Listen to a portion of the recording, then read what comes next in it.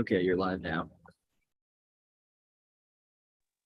Good afternoon and welcome to our Pillar 3 committee around college and career readiness. I'm Olivia Pearson, committee chair and supervisor of college readiness for Prince George's County Public Schools.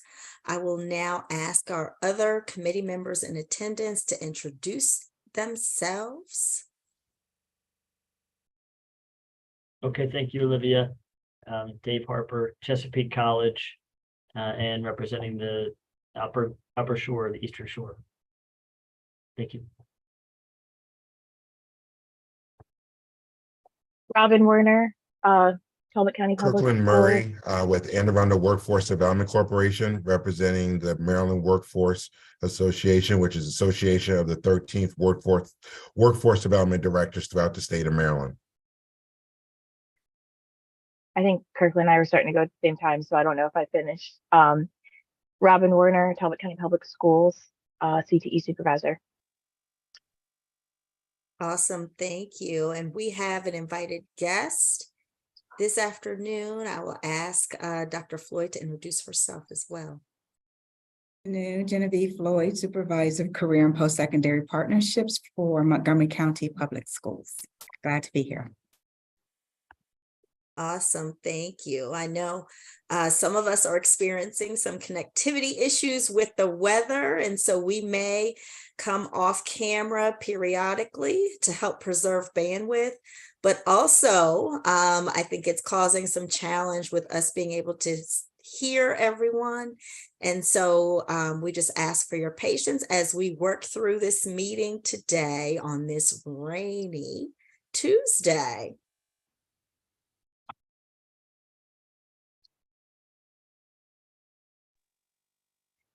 So we'll hop right into our agenda. There are several updates to discuss, one of which is the CTE committee was able to meet last week.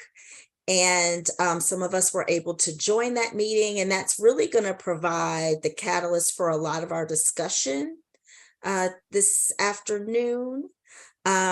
We want to make sure that for our group, we are able to meet close to when the CTE committee is able to meet, just so we can kind of talk about what was discussed and how it impacts our work. So their next meeting is February 7th. Excuse me, that's a work session that I think Rachel's going to give us some additional feedback on. But they have their regular meeting on February 16th from 12:30 to 2 and March 7th from 12:30 to 2. And any of us who are able to join, it is absolutely beneficial. And so the link is on their website, and it is also live streamed on YouTube. And so I'm going to defer to Rachel to give us some additional updates.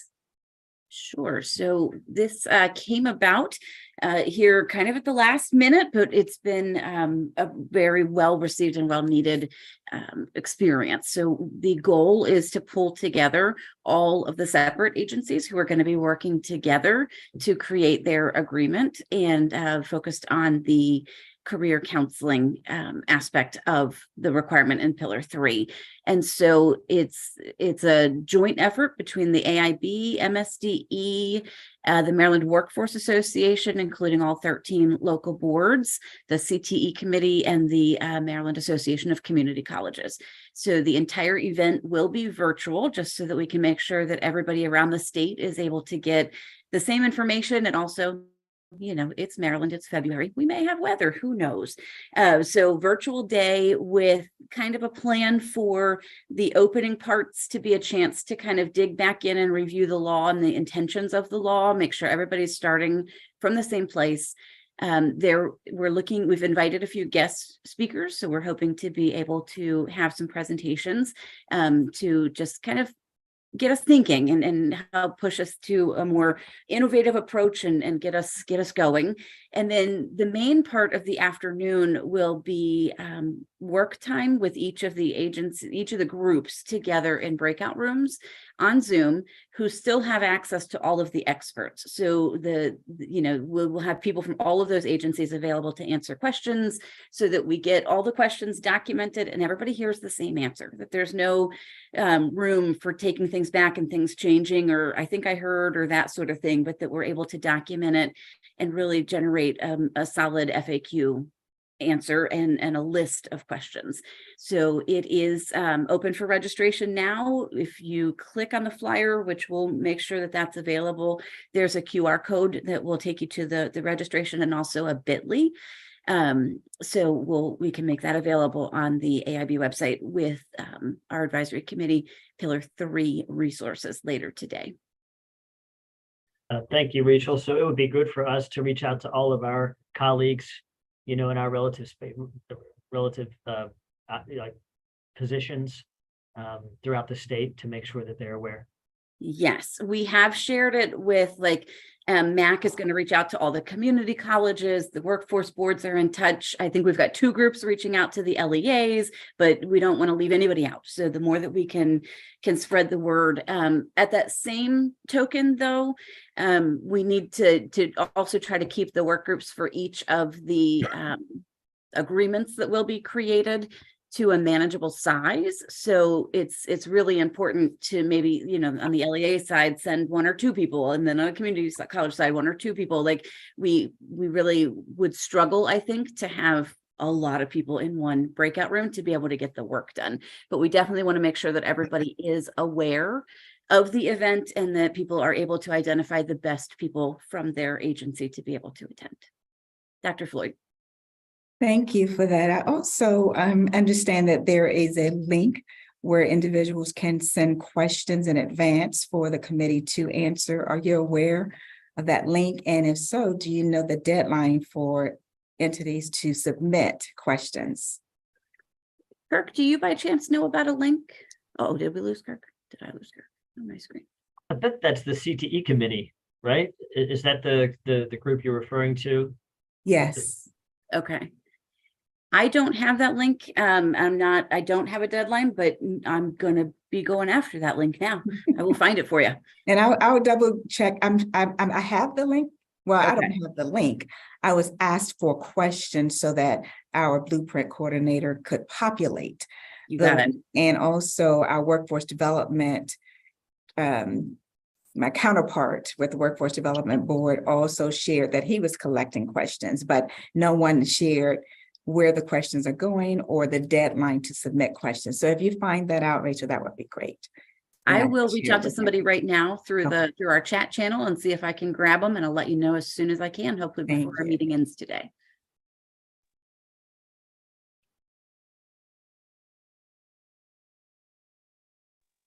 Okay, thank you so much. That's all the updates that I have. I think before we actually get into our discussion for today, which is really going to focus on CTE pathways under college and career readiness pathways, inclusive of apprenticeships, and also the career advising,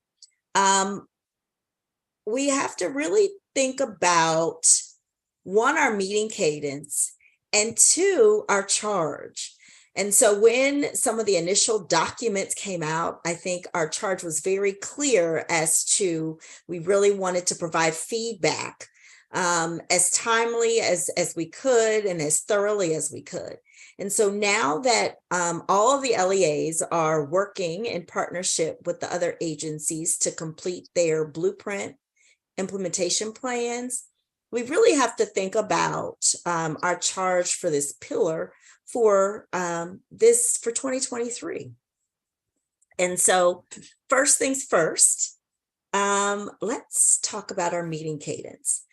We had several discussions around potentially meeting monthly. And I just want to confirm that and really be able to pick a day and time that works for most.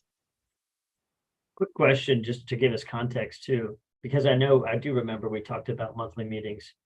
Do we want to meet at least generally just after the CTE committee or just before, if we know what their agenda is ahead of time and we want to try to inform that conversation, or after, if we want to just absorb what they've talked about and then give them feedback.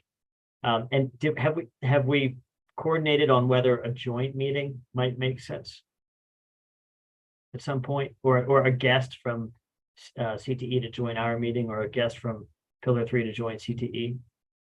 Oh, go ahead, Rachel. I did follow up on that request. It feels like 2 meetings ago, maybe.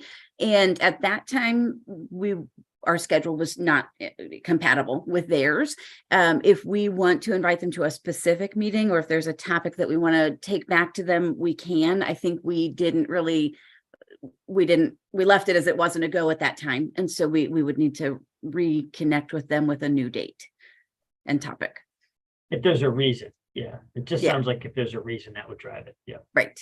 And I think Mike is able to come anytime.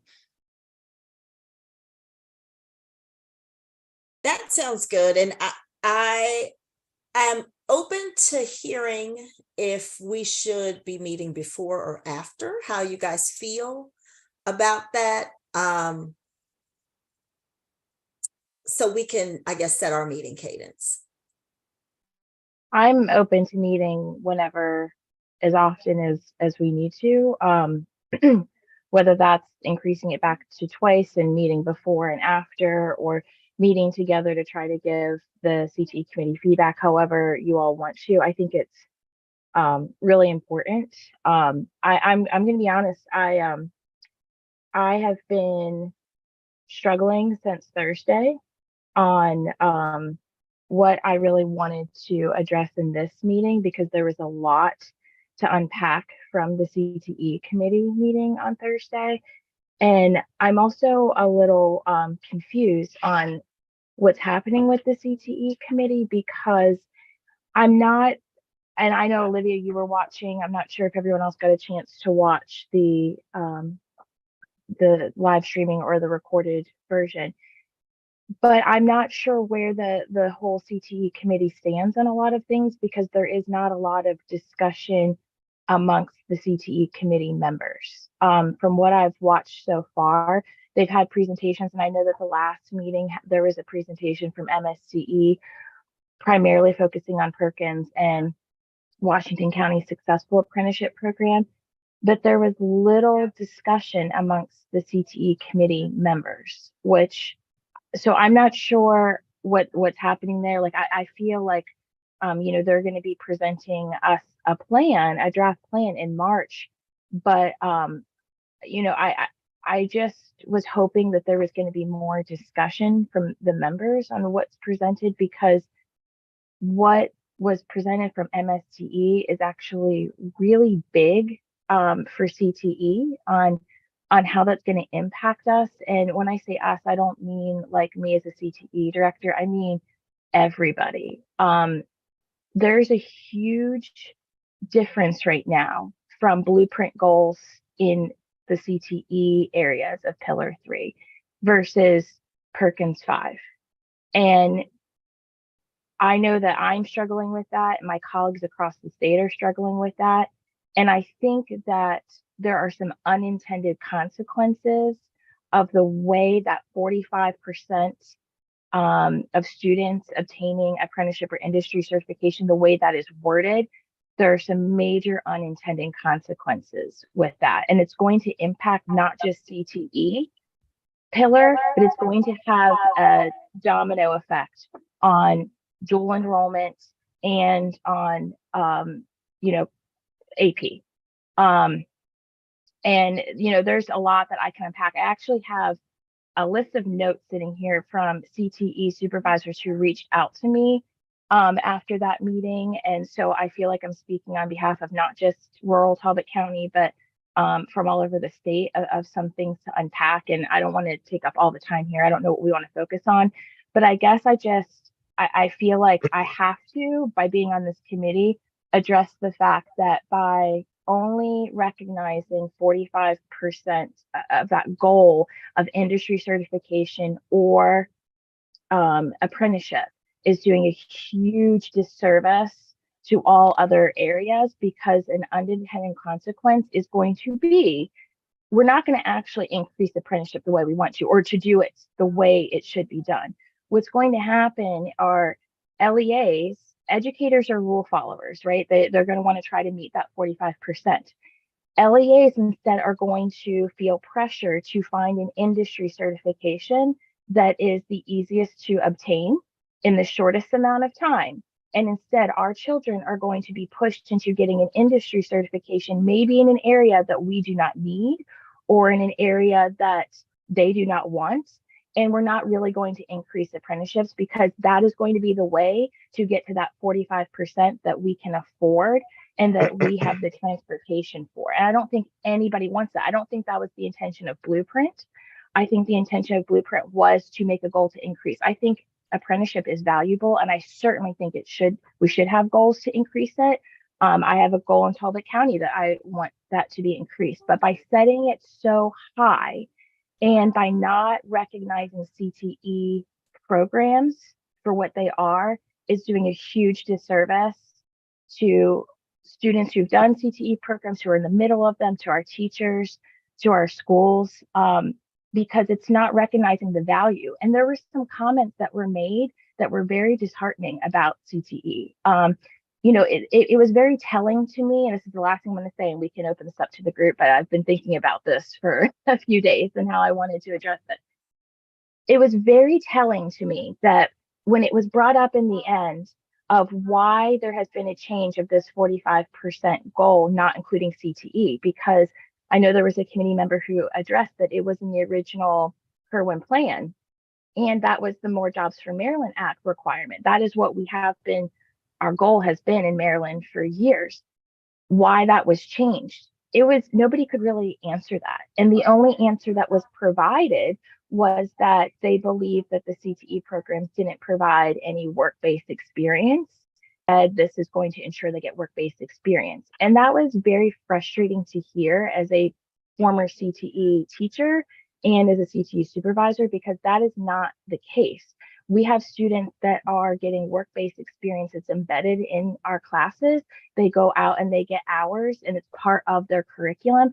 And we also have teachers who were in those workforces, that career program, who come back to teach. They're getting those skills, and they're getting them from trained professionals. I just feel like those programs are really being devalued with some of that conversation. And I would really like to see this open up where the CTE committee members are touring these schools and meeting with these teachers and seeing the success stories, because I'm really afraid there's going to be some unintended consequences of this, where we are going to, instead of opening access, we are going to prevent and have barriers that we do not mean to have barriers for. So I'm going to leave it at that for now. There's a whole lot of other things that I could say, but I'm going to jump off and let my other committee members speak. So real quick there, Robin, thank you so much for bringing that up. Mike didn't get to hear any of that, but he was able to just jump in and to be here, maybe to be a part of the conversation as we move forward. So I know that you've brought up several points that are important to be able to dig back into. Dave, it looks like you've got your hand up. Do you want to? Sure. Thanks for the specific example, Robin. Very specific. It helps us kind of think through what role we might play. Mike, welcome. Glad you're here. Appreciate the time. Always a pleasure. I think just a couple quick housekeeping things. I know Rachel has another update from AIB headed our way before we get too far afield. So I want to hear from Rachel, because she's put that in the chat. She wants to share that. And then Olivia had opened up kind of a discussion about when we meet. And I mean, it makes sense. Like what we've done as an advisory committee is seen material from AIB and then provide from our different constituents feedback. So if the CTE committee's meeting, and like a great example Robin just brought up, we can provide some specific feedback and just have a loop back to the CTE committee. It makes sense to me to suggest that we meet after the CTE committee and try to provide them some real tight, real concise feedback that might be useful to them in their work. I completely agree with that. I think that I was really happy that I was able to join the CTE committee meeting last week. And so Their next meeting is February 7th. And so when I take a look at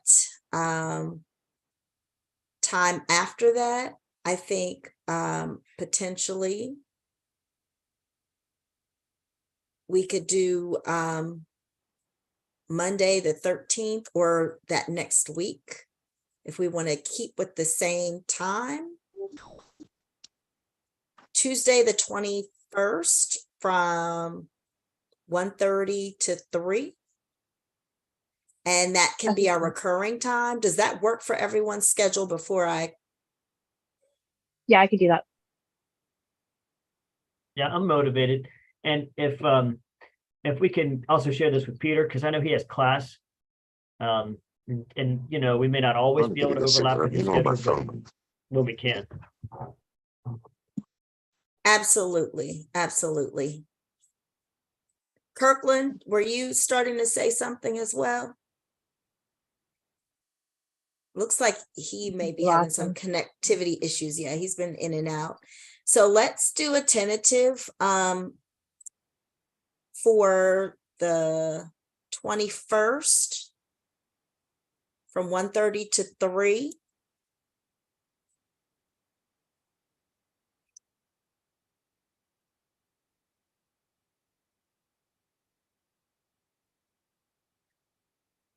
And that is the 3rd Tuesday. Let's keep it for that day for right now as recurring. And then I know we may have to align with spring breaks for March and April. And so we'll talk about that during our February meeting. Just confirm that that is going to work for our March meeting. All right, cool. Thank you. And just a quick note to, Rachel had an update she wanted to give. That was housekeeping. If we can let Rachel do that, and then turn to Mike to ask him about a feedback loop with CTE. Awesome. Dave, you did a great job of weaving all three of those things in there and pulling us all back together. I wanted to share a quick update. I think that we talked about previously, or you may have seen some emails, that we were recruiting for a new work group, the Blueprint Outcome Measures work group. So we had applications open in December and it closed January 5th. And we had quite a few people, around 70, who either applied for themselves and or nominated folks. So we had a really nice group of mathematically minded people that are interested in engaging in this work and helping to set the outcomes. And I just heard today that my teammate Emma counted how many outcomes there are in the blueprint, and it's in the 90s. So we have a lot of work to do to set these outcomes and to really put in the math milestones of where we're headed, so that we've got that data to guide us. But what we wanted to share with our advisory committees is that we would really like to request your support, because the recruitment for our advisory committees was very intentional to get representation from around the state, from different types of schools, from different agencies, that there's a really great perspective represented on each of the advisory committees. So when we get to that part where we're at pillar 3, we are going to ask you to try to reserve some time in the calendar to take a look at the work or collaborate with the Blueprint Outcome Measures work group. We don't yet have it mapped out. We are very close to identifying the members of the work group, and then being able to release that, get them together and come up with a full plan. But at some point before we're aiming to have the work done for the updated plan that will be approved by August 1st. And that is the main update that will be in the plan, is being able to add the numbers to the outcomes. So just something to put on the radar as a topic for one of your meetings down the road. And that's it. Thank you, Rachel. Awesome. Thank you. So I think we are good with updates and setting our meeting cadence, and our charge, I think, is multifaceted. And I think we just talked through a lot of it, one of which is really taking a look at the CTE committee's work and how it overlaps, of course, with our direct work in our individual institutions, and providing feedback and dissecting that information that's coming out of the CTE committee. Also, as Rachel just spoke to this work group, providing feedback and really trying to support the work group and their work from each of our perspectives. And I think now we can dive into the presentations and the information from the CTE committee that was last week. Yeah, And so and just, there, sorry, I apologize for interrupting. I wanted to give Mike a chance to say, does it make sense for us to have some regular feedback, you know, even if it's just electronic or whatever makes sense with the CTE committee? So yeah, so a couple things, right? One is the CTE committee has their own email address for any kind of recommendations, you know, that's for everybody. I mean, you guys, if you've got things that you want, you can just email them to me. You can pick up the phone and call me. But for the broader perspective of the community, after kind of the meetings that we have, if people have recommendations, comments, there is a specific email address that comes directly to the CTE committee for review going into the plan. So that's number one. So there's that is there. I'm all for connecting. If you all would like to, you know, after our CTE public meetings, if you'd like to get together, you know, after that to talk about them, there's no reason that we wouldn't be open to that.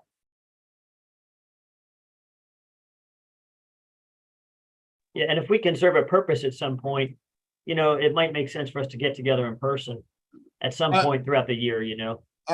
I think totally, right? I mean, we have done, so let me give you if you want, I'll give you like a 30-second overview of kind of where we are, just so you can, you know, so we get our bearings straight. So we are working on this plan that's due to the AIB on March 15th. We have been interviewing 40 people. We're probably going to be interviewing more across the communities to be able to get input to put into the plan. So we are, Ally and Urban Institute are actively talking to anybody that's in the community that would have input to that plan. If you haven't been contacted, if you'd like to be contacted, if you haven't yet been contacted and would like to be part of that, you know, be on the interview panel, we're scheduling half-hour interviews.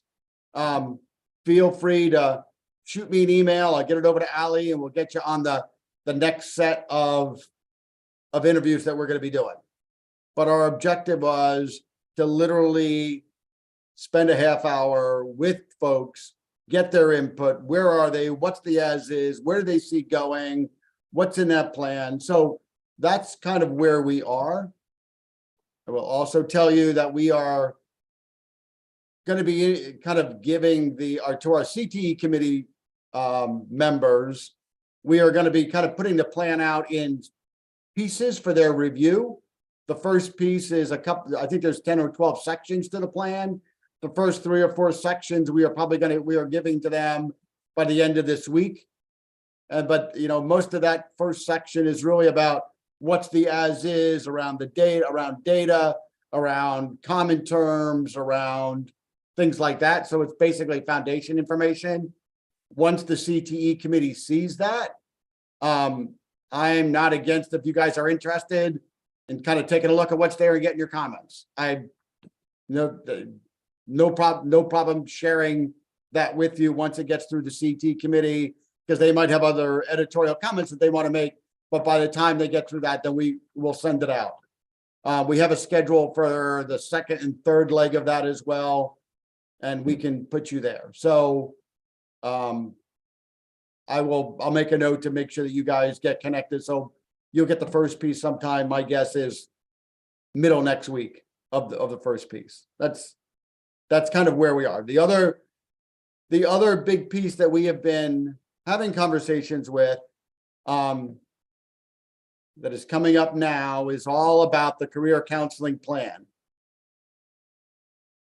So we are actively working with our MWA partners. We are actively working with our LEA partners. We are actively working with anybody you can think of to kind of get this with the AIB, with the Rachels, to kind of get some guidance out there as to what that really looks like. We have a meeting scheduled in the next, I don't know, I think it's a week or two out with the LEAs and the local directors with some guidance on what the expectation of the AIB and CTE committee is on what should go into a career counseling plan. There's been lots of conversation, as you can imagine, around what it is meant to be. But I will tell you that the guidance that will be coming out is like the MWA, the local directors, that the career counseling and the CT in the blueprint is meant to be executed. And I say the word executed in the broadest of perspectives by the local workforce boards. So we will be providing some guidance to what that looks like. Not only what the, kind of some guidance around what the implementation looks like, but also what would be included in an MOU. And we are going to be doing that in conjunction with Rachel and Rachel at the AIB. The meeting that we have scheduled, I think in 2 weeks, is basically to lay out some of that groundwork, let the locals go together, go back, start filling out some of the MOU pieces. And then we will be available the rest of the day after the first hour or so of giving the guidance. If any individual local areas have questions about what they're doing or how to make that happen. So those are just some of the kind of broadest of perspectives. Career counseling seems to be the big one right now because LEAs and the MW and the local directors are working together on what that should look like.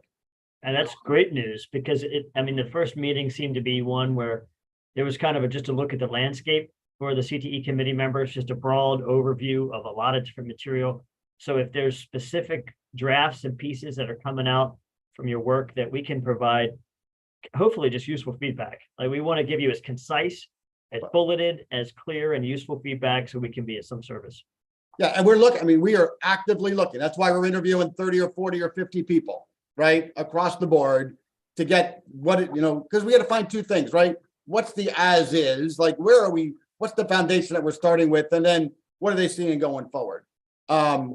So yeah, David, thank you for that. And we are open to, that's why we're talking to them. And that's the input that we will kind of get into that, into our plan. But we are actively want to get as much input as possible, and we'll keep you guys in the loop for that.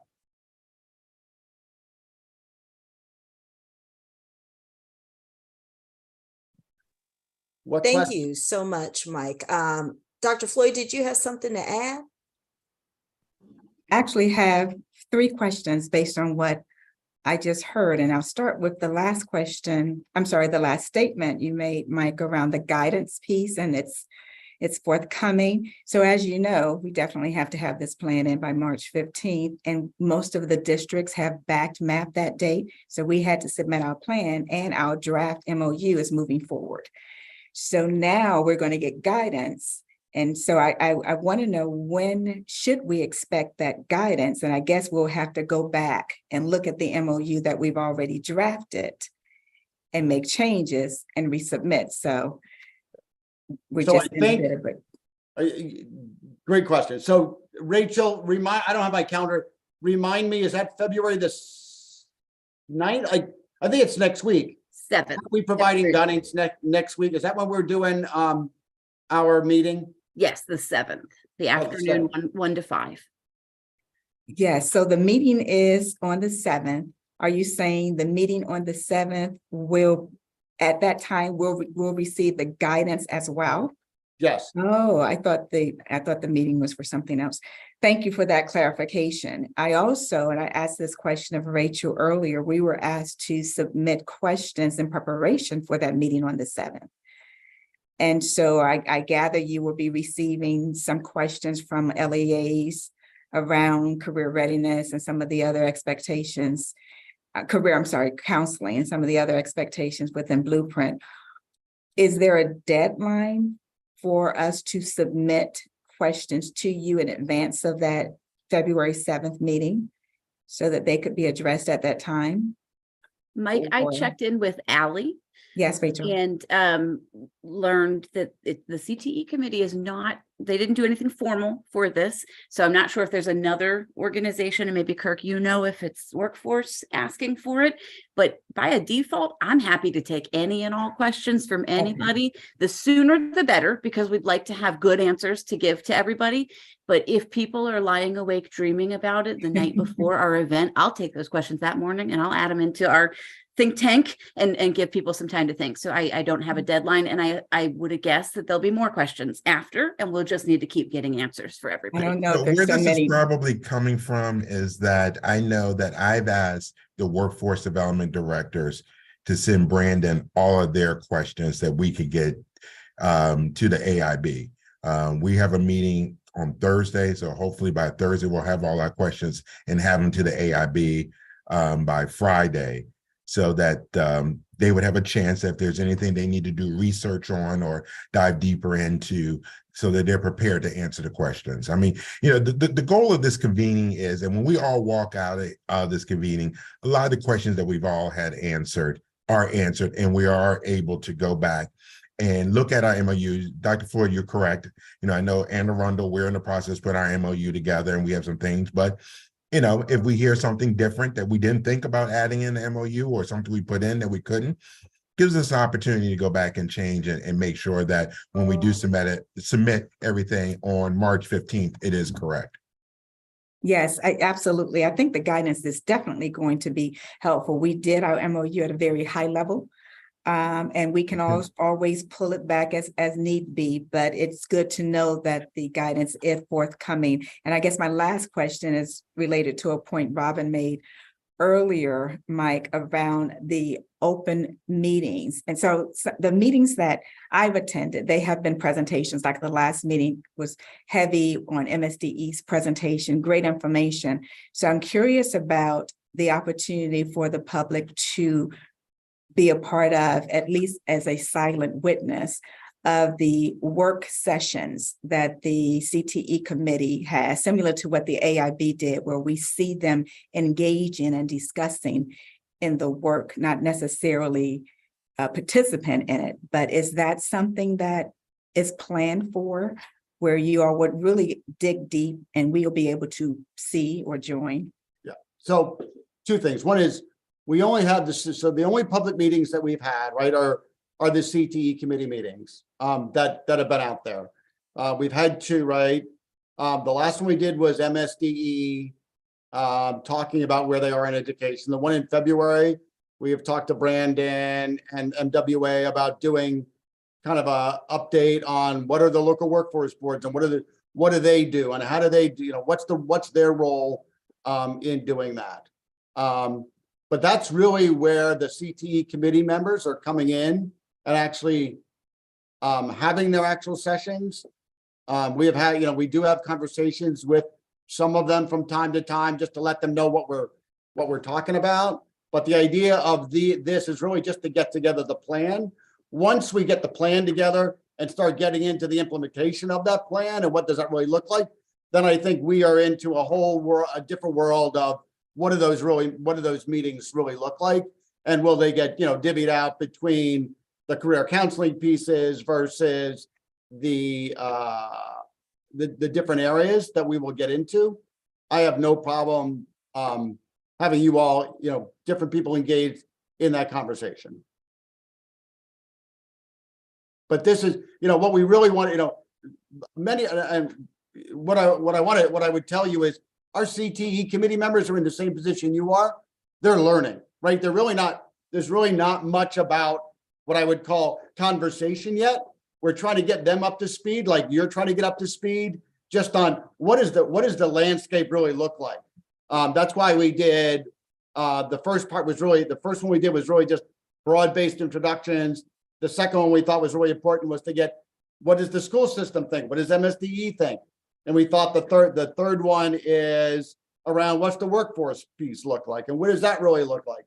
And then we will, you know, I'm again for the one in March, I'm, you know, open if there's other things that you think that we haven't covered that you'd be interested in learning about, I'd be more than happy to kind of put that together. We would add that together as well.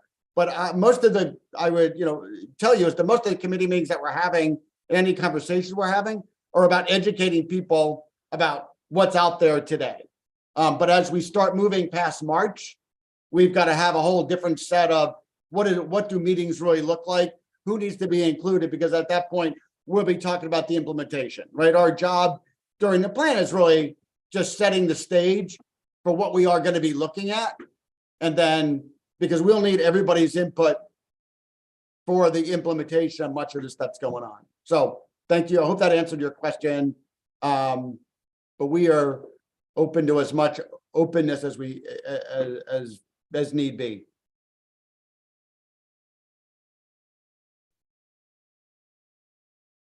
So I did participate in one of the interviews. It was either last week or the week before. And Mike, I don't know if you're able to like provide comments or feedback to that experience, but I have spoken to some of my colleagues who also participated. I will say that some of the comments and questions that were provided from Urban Institute were very leading. It was very leading in to me agreeing that like apprenticeship is the way to go, and CTE programs aren't preparing our students. And it wasn't so much of an interview. I felt like I had to be on the defense more of, why CTE programs. And I also had to educate that person on some of our requirements in Maryland. So I don't know if there's a way to adjust that moving forward. I know I did get the email today inviting parents and students and teachers, and I think that's a great start to get their feedback as well. But I'm just being honest to provide some feedback. It felt very leading to me too. I felt like I had to defend what we already do, and I don't think that that's a productive conversation for the interview.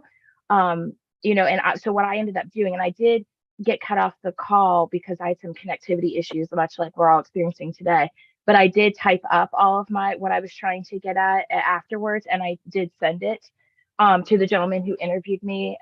So I'm hoping that got along to the committee. But if you are able to provide them some feedback, because I don't know where the committee, if they're aware of the questions that are being asked or things like that. But if there's a way that if that could be presented differently in those interviews, because I mean, I do commend the CTE committee for trying to get so many interviews so quickly across the state. And I know that that's a lot to get all those done, but I do also think that it kind of needs to be addressed of the way that I was taken off guard, honestly, from the way that conversation, I went into it differently than I thought it was going to be. So just some feedback for that. No, that's awesome. So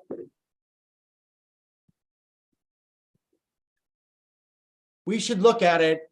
And I think the reason it comes off that way is because the blueprint really speaks to high school level of registered apprenticeships. That's the model that we are going to, that's the model, the preferred model of industry credentials that the blueprint calls for. So much of what we're looking for, I think, and I've been on some of them, much of the questions are as it relates to what are we doing today as it relates to getting to the 45% number and career college readiness, but it's through high school level registered apprenticeships. That's where we're going. So everything needs to kind of fill in line from a curriculum perspective all the way through. So, I mean, I will absolutely take your comments, let them kind of, I get the idea, your point of like the way they ask the questions, right? As we always say, right? Words matter and how we ask those really matter. So totally get it. I totally understand that. I will give them that feedback. I think it's very constructive feedback. But I think that's why the questions are really wrapped around the apprenticeship side, is because everybody talks about high school level registered apprenticeships and how are we going to get there. But I totally understand your question. Yeah, the other, and I know that you came on late for some of what I was saying. So I kind of want to, if everyone's okay with that, I want to recap a little bit because you might be able to, address some of the things that have come up. So after the meeting, a lot of the CTE directors reached out to me because they know that I'm on these calls also. And so I gathered some comments and questions, because I know that there were a lot of questions in the chat, but I'm assuming that the committee can't see those because it's live streamed on YouTube the way that ours are. So, we also cannot. So I wasn't sure, and nor were the other CTE directors across the state sure if they were able to see those or not. So I was able to gather some of those comments and questions. And I think one of the biggest things, and I completely support and understand the blueprint's intention of increasing apprenticeship, because I think that it's very telling that we only have 7% across the state. And if you look at the map that was presented in that meeting, there are many counties that only have 1, 0, and we can certainly, there's definitely room for improvement. And I can speak for Talbot County on that there's room for improvement for as many sites that we have. But I don't know if there, and I understand this is legislation. I understand that these are things that we can't just change. Is there a way to set goals? And I know, Mike, you've said before that we're probably going to tailor goals by LEAs, but is there a way to combine what is being asked in Perkins, like that presentation that MSCE showed, the goals that we have in Perkins, which is to have concentrators and completers, and Perkins also focuses on us looking at our subpopulations, specifically our students with disabilities, and our underrepresented populations. And then also include goals for apprenticeship, but have both going on at the same time. Like, is there a way to marry those things? Because what I know I'm concerned, and some of my colleagues are concerned, is because of the way this is written. And I know that there's no one on here that can change this right now, but I feel like I have to at least share it, especially Mike, while you're on this call. The way this is written, and again, I support apprenticeships. I think that they're great, and I understand the reason for them. But it is going to be very hard in some areas to provide those. And because of the way it's written, that it's industry certification or the 45% comes from apprenticeships, a lot of us aren't going to be able to hit that with apprenticeships. So instead, there's going to be a big push to have students go through an industry credentials in their high school. And it's going to end up being industry credentials with less support than what they would have had in their full programs, if that makes sense. And I'm afraid that it's going to be a domino effect where kids are going to be and all unintended consequences. I don't say anyone's trying to do anything to push kids into things that they don't want to do. But I think what's going to happen is that's a really large population. It's a large goal. And we're going to miss other pathways. Like, there's going to be other kids who are pushed into doing an industry certification, and then they don't end up doing apprenticeship, because apprenticeship is, like we heard from Washington County, takes a lot of flexibility and work and resources, and not everyone's going to be able to have that lift if they don't have the community support.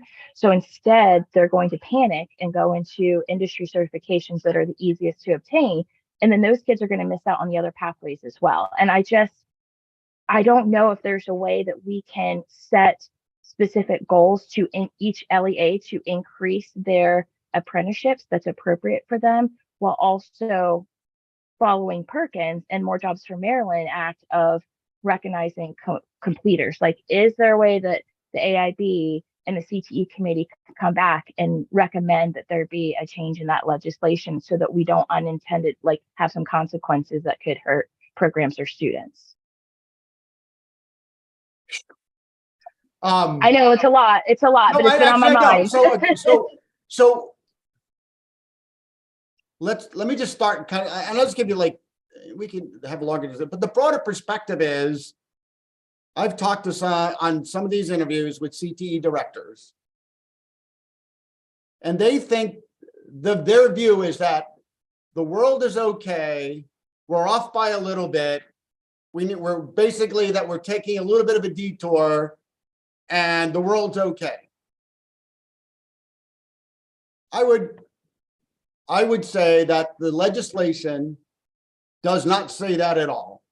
It says transform the way that we do the way CTE education is done in the state via the apprenticeship. So I would just leave, that's a broad, And that's, I mean, we can have that discussion, but I think it's already written in legislation of what the direction of the blueprint really is. That being said, I do think that there are some avenues, and I would say it's more around the world of what we currently call youth apprenticeships and what that really looks like. I will say this to you, and I would hope that like you're part of our committee, right? So I will say this to you, a comment. I do think my suggestion, and I think we're trying to make, potentially to the CET committee, is that some of this doesn't happen overnight, and that there are potential transition plans to get from where we might currently are to what the committee AIB legislation says we need to get there. And then the CT committee would kind of potentially come up with, to your point, you're not there now, but you're on your way. And here's the kind of things that you might be able to do to be able to get there. But that's only to get there. It doesn't say that what you're doing, you can stay the course. My thought is that it would say, you can stay the course, but you need to be changing the way you need to do. And you've got a year or 2 years to get from point A to point B. I have no idea what that looks like, but I do kind of look through this lens that says you can't just turn it on and turn it off potentially, but we got to find ways to get there. I do think that people believe that the legislation clearly says completers don't count. And that's because of what the intent of what the legislation is. But if there's ways that we can get completers into the programs to be able to get them to count, then maybe there's a transition way to get there. So as part of you being part of this committee, that's how I think we are trying to get this. We will potentially recommend to the CTE committee is things like Washington County. What they showed is not a high school level youth apprenticeship program. It's not. It technically doesn't count. But they were probably 85%, 80% there to what it would do to count. So could we all could we, and you guys can be included, right?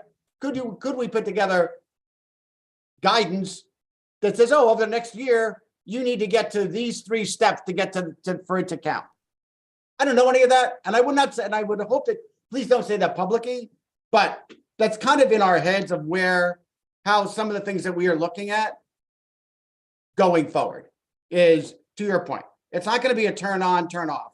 But I do think we need to be all talking with a uniform voice, that we're not just a detour away from getting there. Like, we are looking at credentials that they might be teaching credentials that the CT committee says, guess what? Those aren't credentials anymore, and we don't recognize them as credentials anymore. Right? So we got a whole list of all of that to go through.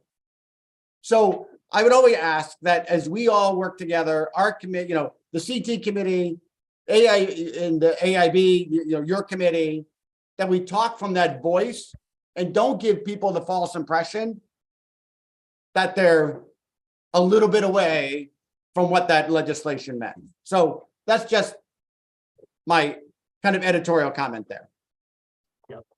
I mean, Thanks so much. I see Dave and then Genevieve both have something to add. thank you, Olivia. Yeah, I appreciate the pragmatism there, Mike. Blueprint paints a bold vision, and that's what legislation does. It's gonna set a new mark for us to reach for. It's good. And I think it's consistent with the thing is, a lot of the people on this call are implementers, the people who are by nature and by job in the weeds and trying to think about all these details. And not only that, but the stuff that Robin does and the CTE directors do, their focus, their mission, that they've given a life and a career to expanding workforce education and improving workforce education. And that's certainly community colleges. It's half of what we do. The other half is consistent with the early college kind of mission of Blueprint. So I think we're all on that team. It sounds like from the level of detail, we had a lot of meetings. I'm just going to say 2 things quick.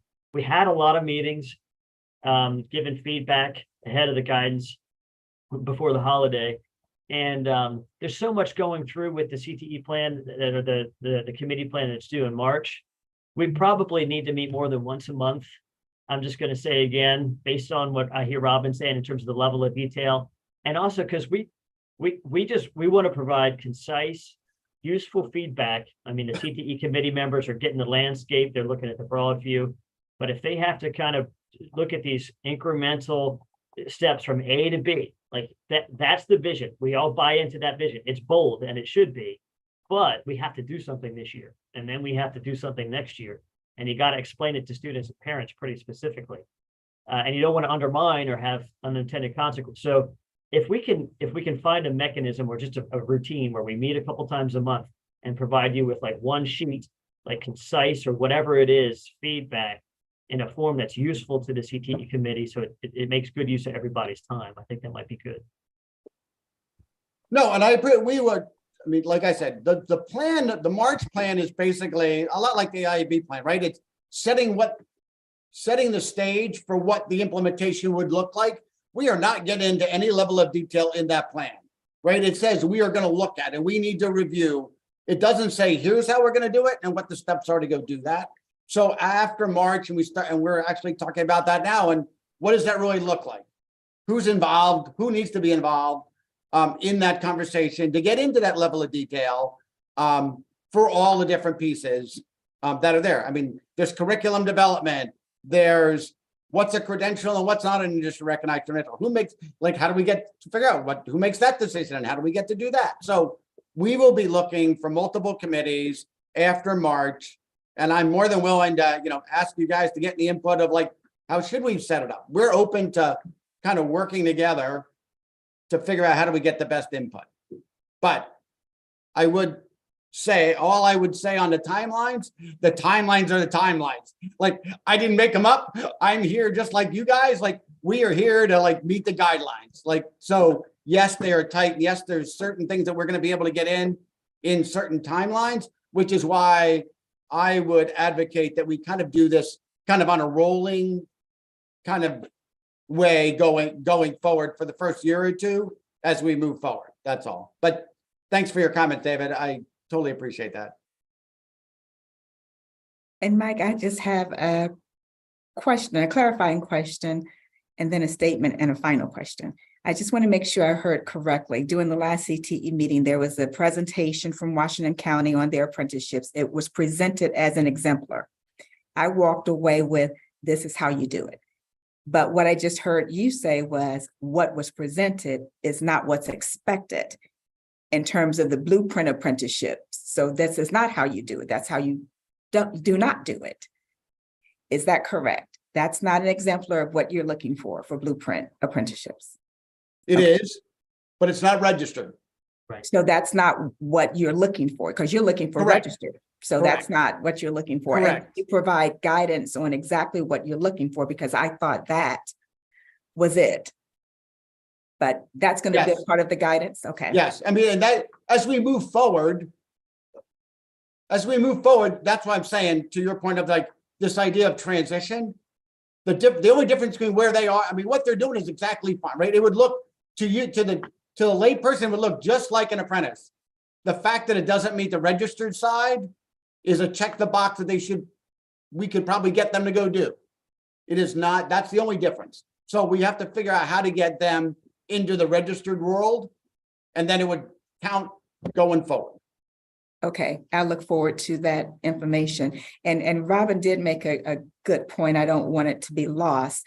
Based on how the legislation is written, LEAs are primarily going to focus on industry recognized credentials. Senator Rosenpep was very clear and said apprenticeships is one of them. We have to get to 45%. So our focus will be on many of those that are not apprenticeships, because it's extremely difficult to get apprenticeships. So my question is, how do you, or might the CTE committee work on a plan to inspire employers to be sponsors? Because I think there was a desire to incentivize them before, and that didn't necessarily work. So now we have to go for inspiration or something other than what we've done in the past. Thoughts? Thoughts are yes. Thoughts are the thoughts are yes, we need to do that. That's what the plan is going to be looking for. How do we get more sponsors, right? How do we incent businesses? Do we have intermediaries? How do we get more sponsors, more employers in that conversation? The So So plan that's is only the going guidance that So you're going Mike- to provide to us? no, the guidance. The plan is going to say that we need to look at these things. It's not going to get into detail on how we actually go do it. We will have groups of people to help determine what it is that are incentives potentially to bring on more employers. So That's- Mike, can I jump in for a second here and just share a little bit what we're talking about in Anne Arundel County? Because I agree 100%. I mean, the hard part, it's a lot to ask a business to set up a youth apprenticeship. We know that we're not going to be successful if we don't have business participation. So what we're looking at in Anne Arundel County, and we're having conversations with Ryan Sackett about this, is that our local board already has industry collaboratives in high growth industries. So what we're looking at is the local board being a sponsor of a youth apprenticeship in that industry. And then that way there are multiple businesses that can join on to the apprenticeship with not having to do the heavy lift of creating their own apprenticeship. So that you would have, several businesses within the industry that are part of that, with the local board being the sponsor of that. So that, because again, going around, in Anne Arundel County, the majority of our businesses are small businesses. And it's going to be very hard for them to set up a youth apprenticeship. So working with the local board to help do that. Yes, I've been kind of going on tour with our school to career coordinator. We've been giving presentations at Rotary clubs, at Chamber of Commerce, we have a career pathway committee that's sponsored through one of our Rotaries. I mean, we are really trying to, get everything out there of what we're looking for. My school to career coordinator is wonderful. But we are asked very frequently from our small businesses. Talbot County has a lot of small business owners, and they have asked us in some of these meetings, what's in it for us? Because some of them don't need, I will give you an example. I have a student right now who wants to do an internship at an orthodontist office. There's only 2 orthodontists available, and one of them is registered, or is not registered apprenticeship, but is in our system either for internship or apprenticeship. And that orthodontist doesn't need anyone right now. So, when you find kids that want to do really specific things, we don't always have the sites that are going to be available, because some of the employers don't need to hire somebody, or they don't want to take it on. But there were 2 other things that have come up from educators, not just CTE folks, but that is, it's my understanding right now, I guess there's concern about the safety with all of this, for a couple different reasons. When we send more kids out to the community, right now we're doing this in, smaller batches of kids going out, so we're able to kind of keep an eye on where they're at, check in with their employers. So if we get to this 45% or anywhere close to it, we're going to have a lot more kids out in our community throughout the day. And right now, at least I can speak for Talbot County, our students are not allowed to work with other adults, volunteers, or anyone alone without a TCPS staff member. So one of the questions that's been coming up is, if we send students out to employers, we don't know what their background check policies are. We don't know the other employers other employees who work there, who they will encounter. So I know that there's a lot of concern from the LEAs of just some safety issues. But along with that, our students who have disabilities, whether they're, for educational plans like IEPs, or even medical plans, there's some concern with that as well, because right now they're working with teachers who are trained in those areas. And there's a lot of concerns that those students are going to be excluded from these opportunities because they or their parents may not feel like they can be accommodated for. And it's not to discredit the apprenticeship site, but they're simply not trained, so we want to make sure that they're not excluded for this. And I think that's where we come back to our programs, because part of Perkins is that we write narratives on how we are including special ed students in our CTE programs to get experiences. And we have actually in Talbot like redesigned some of our curriculum specifically for our self-contained students that are in school so that they can have a modified curriculum through these programs. So I think that's another concern is like we want to still be able to provide these for these students as well. We don't want them to be excluded, but then there's also potentially some big safety issues with this as well. And I'm just wondering if the Department of Labor is going to like consider that for their applications, so that they align with the LEAs with their background checks, or how any of that's gonna work. I don't think we've answered all those questions. I mean, I think as we start moving forward and we start to get more employers and we start to figure out what those are, we will, we will work with folks to make that happen. And I think, Mike, I can chime in there just as a recent past principal. We recently had to do this for our bus drivers, right? Like we realized that there was a missing piece, that we weren't providing that training for people who interacted with our students who needed people to know specific details about working with them. So I think, Robin, you've identified an area that needs to be raised and that we definitely want to make sure that it is out there, and that by doing that, you're giving us the chance to plan ahead and to recognize that we need a collaborative process that ensures that our students are safe at all times and that we've planned to accommodate any mandatory plans or accommodations required by law for our students. Can I chime in on that conversation also, as it relates to data sharing? And so let's say we can train for general situations, but there are also some situations that are very student specific. And how do we accommodate for those specific instances with students? How are we sharing that information? And to add on to specific populations, I'm also thinking about our undocumented students, because that issue has been raised every time I start to talk about this with our CTE, because of providing, or the inability to provide them with the same type of opportunity. And as it relates to apprenticeships, and making sure that we don't have, two tracks based on your immigration status, making sure that we have equitable support and outcomes for students, which also speaks to Robin's point of aligning some federal legislation with our state legislation. I think that would kind of hopefully address those concerns. I honestly think that, because I watched the presentation in the Perkins deep dive, and I'm going to be honest, I've been doing Perkins this is my third Perkins application. I struggled the first year. I needed a lot of help from MSC. It's a lot of data. The application is a lot. It's a lot to unpack. And I work in it every day, right? So, and I'm still like trying to figure out how this all works together.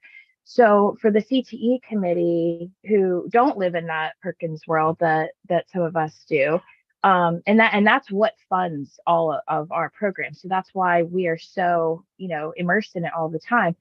I almost feel like they would benefit from hearing from us, like what we do with that data and what we do with Perkins, because to get it in a half hour, 45 minutes, that was great. Everything that MSC provided was spot on. But unless you are really familiar and you work in that world all the time, you're not going to understand the difference of that misalignment that we're talking about. And we don't want people making choices based off of just trying to make sure they're following the rules in Perkins and the rules with blueprints, because that's what's going to happen. People are going to try to write these applications that they're following those, but not necessarily in the interests of students.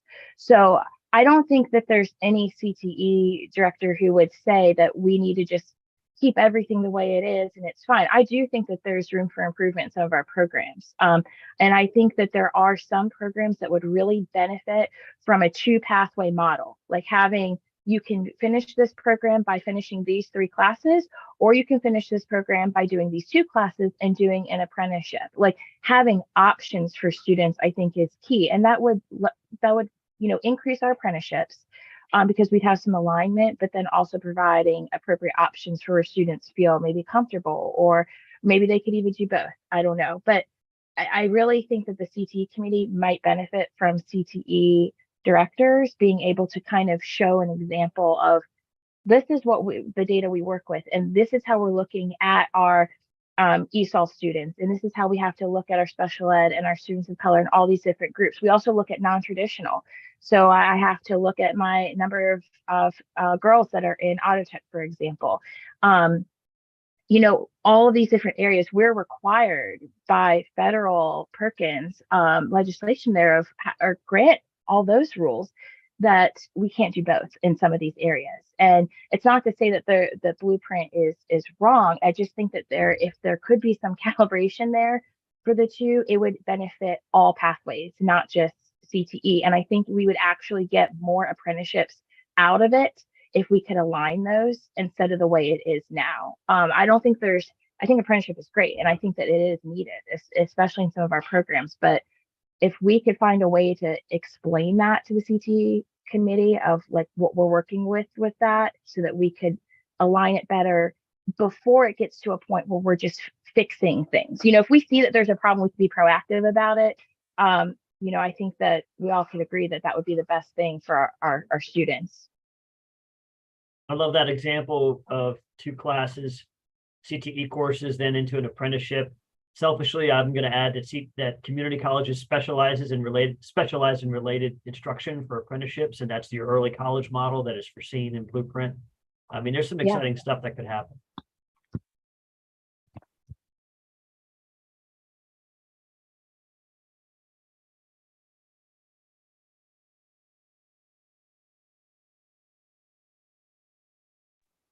I agree. It's interesting that we've been having conversations with our local college about how do we maximize the offerings at the community college to support both dual enrollment and Blueprint. And so I'm really interested in this because when our students apply, let's say, to a CTE program, they are at different times of their high school career. And so is there a way, if they miss, let's say, our window, is there a way for them to maximize the offerings at the local community college to really fulfill the same types of training that they could potentially get with us also? Exactly. We can be complementary. Yes. Yeah. And I think that's where, that's where we need all of the LEAs and the community colleges to kind of look at your programs of study. And I know, Dave, we've talked about doing this on the shore with our partnership, but what are the programs that are offered from the community colleges that are not offered at the school level or do not really align with an apprenticeship? For example, like Chesapeake College has a welding program. We don't have a welding program, and you might not start a student off as an apprenticeship as in a welding program. You might want them to get some related instruction first at Chesapeake College and then move on to that. Like, I almost feel like you could build multiple pathways for all of these programs that provide options, that it doesn't become this, well, you either do it this way or this way. I think if we could sit down and look at all the different programs, and that's reviewed by, and I made this comment and after my interview and the email that I typed up for the CTE committee interview, I think, and I'm assuming this will happen down the road from the way the examples you've given, Mike, but I think that once we really get into the thick of it and look at the details, I would imagine that before any major changes are made with this specific program, there's going to be experts in those areas that make those decisions. So I know there's a lot of conversation about ag program in the comment section in the last CTE meeting that we're going to have a hard time finding apprenticeships because no one will take kids that are under 18. And that's just one of it. I mean, there's a lot of programs that are going to have a hard time finding kids under 18 or accepting kids under 18. So, what are some of our alternatives? What can we do? What programs align best to that? you mentioned that some of the industry certifications may change. You know, some of them probably do need to change.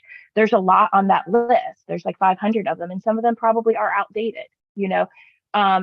But who is looking at that? I mean, I would hope that if you're looking at the allied health professionals and all those different programs, that you have healthcare professionals who are looking at that, you know, and same thing for ag.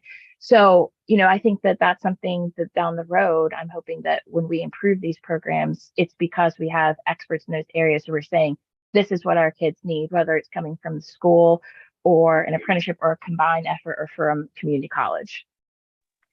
I'm gonna ask if we can just take a look at one of the slides from the presentation last week. It was very interesting to me. I don't live in the CTE world all the time, and so when I saw it, it struck me, and it is slide number 37. And I think it addresses part of what you were just discussing, Robin.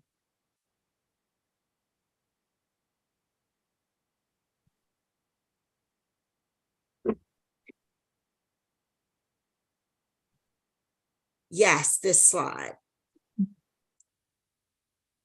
about the top 10 credentials and which credentials are oversupplied versus undersupplied. This was so interesting to me as I, you know, think about what is being offered in our school system. And I'm hearing Mike talk about, you know, just completely revamping a lot of what is done in CTE and not just thinking that, you know, it's the status quo.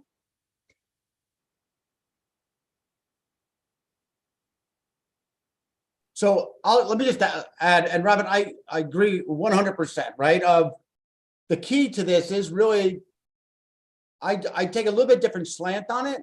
We're going to be, yes, we are going to bring a lot of people together. When we start looking at all this, nobody's going to be making just to say, oh, we don't like that. But I do think that we are going to have employers, in the room across multiple industry sectors with the CTE directors, with whoever, to say, hey, this is what we demand and this is what we don't.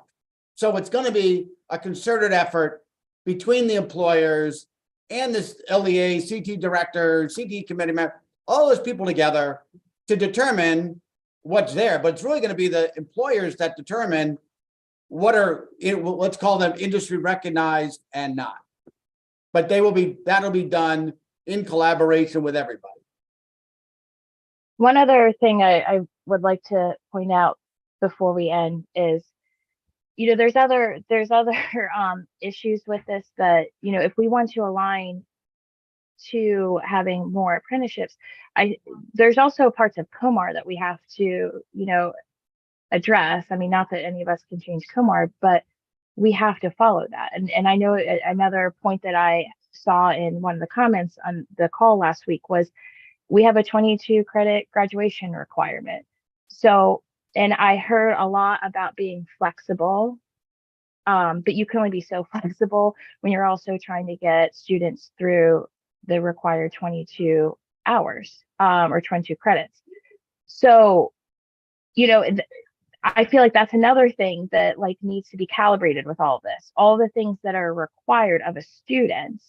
How can we make it attainable for them other than just saying like be flexible, because we can only be so flexible. We only have so much staff, you know, we only have so many hours in a day to do this.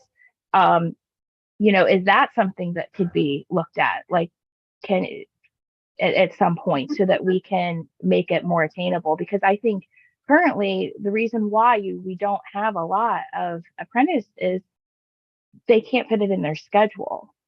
Because of the required hours in Talbot, it basically requires them to do it for 3 semesters in a row. And that can be really hard for some students because they have to account in their day having travel time. It's not like it's just one class, it's 2 or 3 classes. And for a student who's behind in hours or just right on track, they might not be able to finish it. So there's other pieces we have to align to. I know I talk a lot about Perkins, but there's also COMAR regulations that we have that trying to fit all of the pieces in is not always going to be easy. And I'm going to go back to what I said in the beginning, and I know Dr. Floyd brought it up too. We do not want LEAs, because they're trying to meet all of the requirements, COMAR, Blueprint, Perkins, and the list goes on, that kids are not given the right opportunities because we're trying to make sure we follow the rules, and the rules are different in different areas that govern us. I would just add to that, the whole idea of making, when people say flexible, I do think that people are gonna look, groups are gonna have to look at what does a day look like for a student to be able to make this happen? Is it 2 days, 3 days? Is it morning and afternoon? Do they win? And I think all of that is up for conversation down the road as we move forward. To your point, Robin, we can't, in the confines of what we're currently doing, you can't get there from here, right? We gotta find different ways of how do we shape the day and what's that day look like to be able to allow students to be able to do what they need to do, whatever that might be, whether it's, going to community college or going to work or whatever during the day. How do we make that happen? But I think all that is open for conversation as we move down the road. Genevieve, do you want to add a final thought? Just a quick thought for Mike. Thank you, Olivia. And to Robin's point and the scheduling piece, I understand that there was conversation. I want to say it's the Maryland Apprenticeship Training Council. I'm not sure, but Mike, you may know. And the thinking just in terms of training the students is that training piece had to occur concurrently, and there was not consideration given to the fact that some of these students may have taken a course in advance. So I just want to put that on your list of takeaways, because many of our students have taken the foundational courses in some of the trade areas, for example, and to retake it just because they took it a year in advance and they want it taken concurrently would be just time not well spent. So if I heard correctly, if that's something that you can address with your colleagues and support, that would be appreciated. No, absolutely. Brian Cavey, who was on that council, is on the CT committee. We've had conversations. Again, as we start talking about transit, we need to figure out how to get from point A to point B. How do we get from kids who are, the idea is not to make it any more difficult for students to get from point A to point B. And for those who are, we got to figure out a transition plan on how to get them out of what they've already done. And, 2 years down the road, the answer is A, but for now, what's the transition plan look like to get there? Yes, those will be conversations. We'll be looking for recommendations from you all, as well as industry leaders and other folks in education. What's the answer to that question? Thank you so much. So we have about 3 minutes left. And thank you, Dave, for pulling this back up, because we do need to take a look at our meeting cadence. Excuse me, I have a 3 o'clock I got to run to. Are you guys good if I leave? And feel free to reach back out anytime with a phone call or an email. If you've got any follow-up questions, you'd like to talk to any of our committee members individually, let me know. Open to really able to do that. But thanks for the opportunity to be included in your conversation. Look forward to the next one. Mike, Thank thanks you so much so for much. jumping Thanks, on. Appreciate it. Thank you. So we need to address our meeting cadence. So initially we had our next meeting, I think the 21st, but it looks like we need to schedule the week before that. And with this cadence, I think that we also need to modify, I think, our times so that our college student is able to join hopefully at least once a month. And so just look out for emails regarding our next meeting. And I think we're going to have to alternate between this midday time and then potentially an evening time also. And the last thing I think I have is just when we start looking at everything that's written in the blueprint and how it's going to be implemented, I think that we have to continuously remember that it's a process, and we're not going to be expected to completely change everything overnight. I think we keep hearing it, but then when we're in different environments or hear additional dialogue, it kind of brings us back. And so again, this isn't going to be a change overnight. We really have to think about how it's going to unfold, and it's going to unfold, of course, differently because we're all in different spaces as it relates to our current implementation and how we're able to implement these different pathways.